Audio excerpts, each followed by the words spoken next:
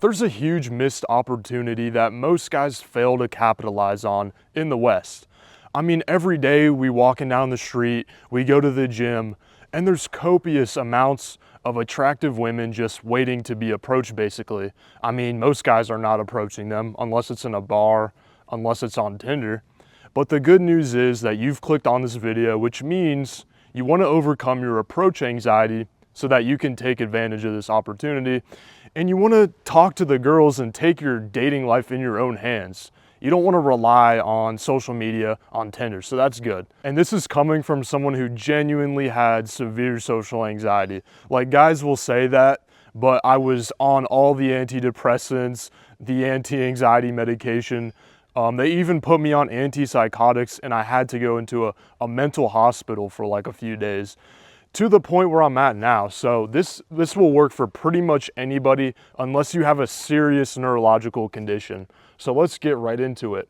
So the first thing to understand is that when it comes to the fear of talking girls, it's not like a binary thing, like afraid or not afraid. There's a spectrum.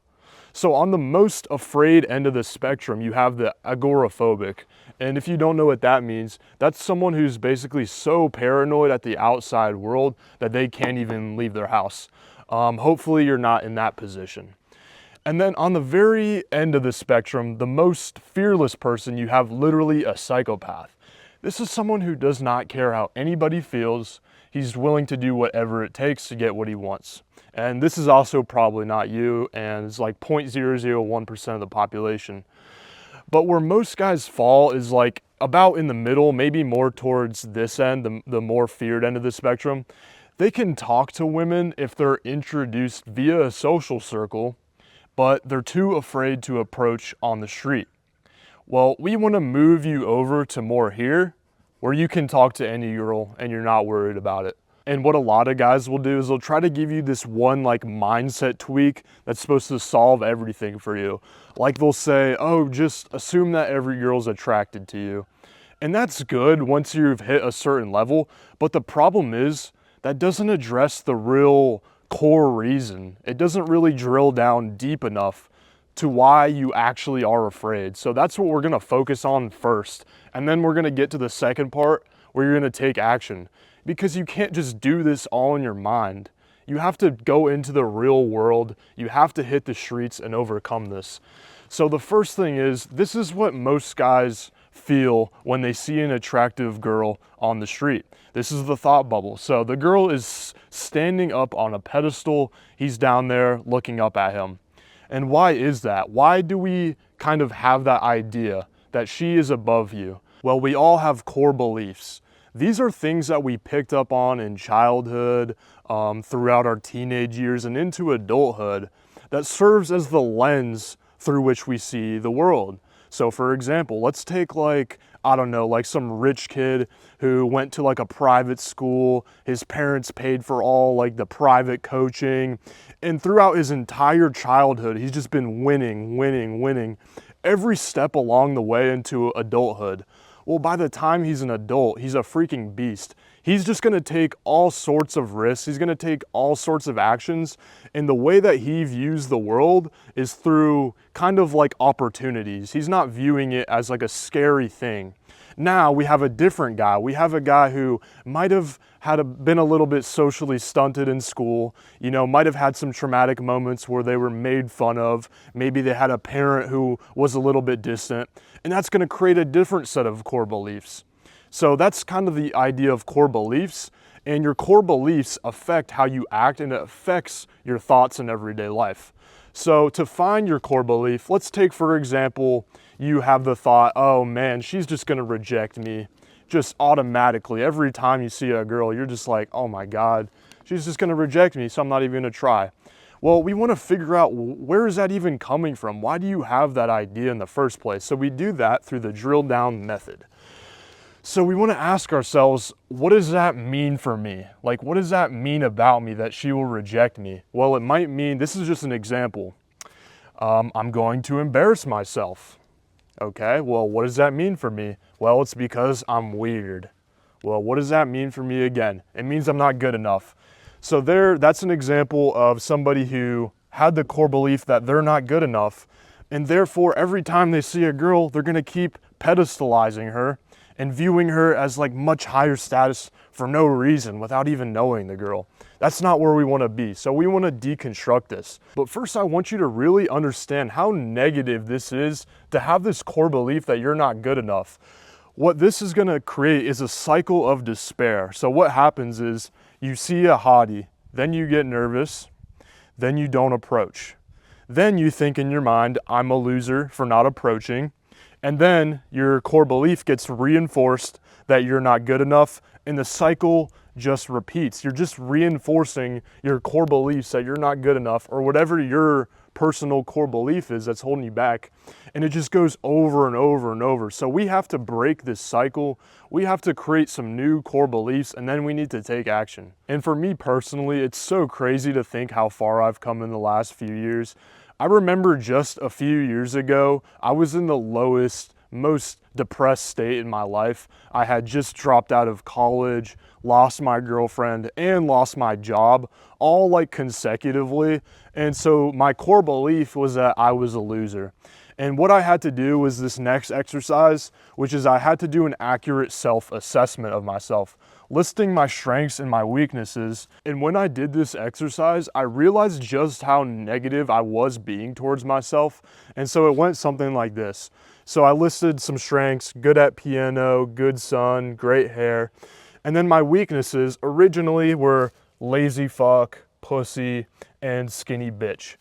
But that was not generous enough. I was being way too hard on myself. So when you write your weaknesses, reframe it in a way that's more accurate, gives yourself a little more grace. So instead of lazy fuck, sometimes I slack off. You know, instead of pussy, sometimes I get a bit nervous. Instead of being a skinny bitch, well, I'm actually going to the gym, I'm working on getting bigger. And when I did that exercise, I realized, you know, I'm really not a loser. You know, I'm just in a tough time in my life. I'm getting better. So this is what I recommend you should do. You should really identify all these good things that you've done in the past, all of your achievements. Stop discounting yourself, being so hard on yourself. But simply writing this down isn't gonna cut it. We need to reinforce the fact that we are good enough, that we are high value by taking actions in the real world, because your brain isn't gonna buy that. It needs evidence to support the fact that you're high value to form new core beliefs. Otherwise, you wouldn't have had the old negative core beliefs in the first place. You know, those were reinforced by stuff in the past. So now we need to, you know, really assess your habits. Like if you're playing Fortnite all day, then how are you gonna lie to yourself and then think you're high value? It's just not gonna work. So you actually have to set some real goals. Start having some discipline. Start, you know, incorporating some new habits. And then your brain is gonna really understand, you're gonna change your identity essentially. The best way that I can illustrate this change in core beliefs, this change in identity you'll have from taking action is with David Goggins' story. So I'm sure you've heard of David Goggins, former Navy SEAL, but most people don't know that he used to be a loser. So he had a really rough childhood where he was like the only black kid in his school. He was made fun of, he had learning disabilities. Fast forward until age 25. So now he's 25 and he's fat. He's sitting on his couch one day and he has this core belief of I'm a loser, you know. He's working at this exterminator job and he just absolutely hates his life. He smells like bugs and rodents every day and he's fat. But one day he's sitting on the couch and he sees a Navy SEAL ad and he's like, you know what, I've had it. I need to do something. I need to change my life. Similar to how you might reach the point where you feel like, all right, I need to overcome my approach anxiety, right? So he needs to take action. He can't just lie to himself and be like, I'm amazing. No, he can't just like look in the mirror and do affirmations. He starts taking action, right? So he starts running for 8 hours a day. I don't even know how much he ran, but I think it was a lot, right? And through this action taking, he changed his core beliefs to who he is now. So that's gonna bring us to part 2 where we start taking action. And I already talked about how we all have social anxiety, we all have approach anxiety to a certain degree, right? Well, why is that? I guess when we look back when humans were living in a tribal environment, Being rejected could actually mean you're alienated from the tribe, meaning you have to live out in the wilderness by yourself and you probably wouldn't survive, right? So that's why we all have that monkey element of our brain that says, no, don't approach that girl, it's dangerous. The good news is, while you do have that monkey part of your brain and you're not a psychopath, you do have human consciousness. So for example, I'm sure you've heard of like what an ice plunge is, right? It's something that crazy white people do. They'll jump in like a big ice bath and it's apparently good for your health or something, right? But if you try to tell a monkey to jump in an ice bath because it's good for his health, what is he gonna do?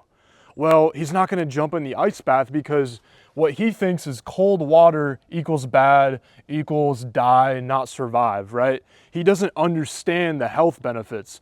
Us as humans, we might have that initial fear of jumping in the water, but we can also identify the health benefits, so we can use that to take action in the same way that we can use our higher human consciousness to overcome the initial fear of approaching women. But it's crucial that you do this process the right way, because what you don't want to do is just go out and approach like a 10 out of 10 model right now and do a full approach. That's not going to be good. You're at a point where your fear is so high that doing that is going to be too hard for you. You haven't got the fundamentals down and you're probably going to quit because it's demotivating. That's not how you want to do it. So what we want to do is systematic desensitization. This is exactly how all fears are dissolved. For example, if someone had the fear of a snake, this is what they would do. So the first thing they would do is a therapist would tell them to think about a snake. And that's like the lowest level of fear for a person with a snake phobia. Once they're comfortable with that, then they can move on to looking at a picture of a snake. Then they become comfortable with that, and then they bring a snake into the room. After they become comfortable with that, they put a snake on the person, right? So you kind of see what I'm getting at here. So you just want to start by having like normal conversations with the people in your everyday life. So instead of going to the gym, putting in your earbuds and ignoring everybody, start conversations with people. You know, ask a dude for a spot, strike up a conversation. And then once you're cool with that, then the next step is start complimenting women. So go up to girls, give them compliments, and then just walk away. You don't need to try to get their number yet. Just do that for a while, and then you're gonna start getting comfortable with just going up to a girl you don't know and then saying words. After that, you know, doing that for a while, that's gonna start to get boring. So the next thing you wanna do is then you do the approach. But there is another problem. See, you might desensitize yourself to talking to guys, complimenting women, greeting strangers, whatever, but then you go up to the girl and you have no clue what to say. Why? Because you have no tools in your toolbox. You're like the guy that showed up to the job site with only his hands. He has no clue what he's doing. He's like, all right, I'm kind of useless here. You want to be the guy that has the wrench, the hammer, and the tape measure. He has every single tool. He's ready to go. So what I'm saying by this is you need to at the very least, have some openings memorized, understand some different flirting techniques. That way, there's no thinking about what you're gonna say when you go up to the girl. It's not even a thought. You have competence because you have the tools to talk to the girl. So that's the very next thing you need on your journey. And the next thing you need to understand is that there's two different guys on this journey of getting better with women. You have your lone wolf who has zero accountability. He has nobody to support him, share his wins, share his losses with. And then you have the boys. These guys have a lot of fun talking about their experiences going out, approaching girls. They have a collaborative effort, and we all know the saying that iron sharpens iron, right? So you rather be the guy who has some friends, has a community of people who are also traveling down this journey, and the likelihood of you quitting in this situation is very low. The likelihood of you succeeding and getting good with game, getting good with approaching girls, and being the lone wolf, the likelihood of you quitting is actually pretty high. I mean, it's a lonely journey. So that's exactly why I created my free men's community. It's called Seduction School. And I recommend you don't go along this journey alone. So the link for that is in the description for you guys to join. And that's pretty much everything I have from this video, guys. And I know that was a lot to cover, but I hope you guys were able to get something out of this, and I'll see y'all in the free community.